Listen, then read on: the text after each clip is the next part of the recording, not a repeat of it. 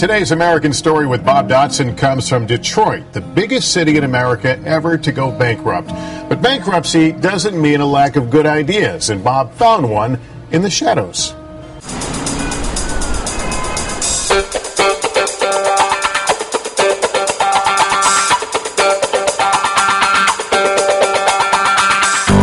These are dark times for Detroit, literally. 40% of its streetlights are broken. 78,000 buildings have been burned or abandoned. And nearly that many bus riders in this bankrupt city are left to wonder when or if they'll get to work after $7 million was cut from the transit budget. When's the bus coming? Well, 2 passed us by about 5 minutes ago. Vera Fleming plays that guessing game every day. They was all packed up. And when they do stop, Take it on. by the time the 4th bus came, the nurse's aide was ready for a better idea. She had been waiting a total of 40 minutes. I can't believe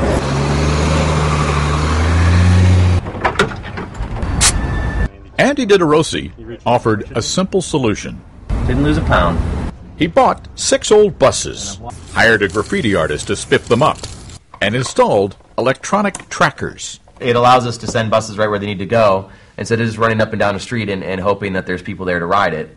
Commuters simply tap their location into the company webpage or watch their bus approach on a smartphone. Any of the people here working in this company have never worked in transit in their lives, but they've all got the sense of what is important in a city.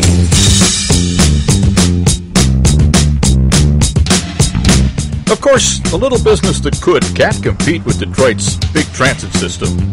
So Andy is trying something the city needs even more. Buses rarely roll through this southwest neighborhood because so many people have moved out. Any number between 0 and infinity. Still, there are 40 after-school programs for children. They just can't get to them safely. 15% of the homes are rubble and ash. Everything gone just about. Except the McPhail family. They work long hours at 6 jobs. Are you ready? So they can't always pick up the littlest McPhail when she comes home from the community center after school. Before Andy's bus company gave her a lift, Kiara sometimes had to walk. It was really scary because there was a lot of dangerous stuff inside of alleys and stuff that we had to go through. The new tracking technology keeps bus drivers moving constantly, picking up kids. 2 can do the work of 20.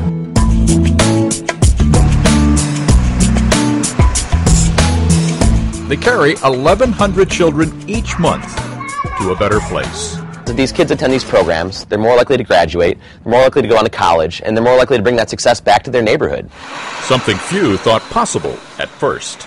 There's been many times that this bus company has terrified me. Not every victory in life comes after a battle. Andy assaults naysayers with soft smiles.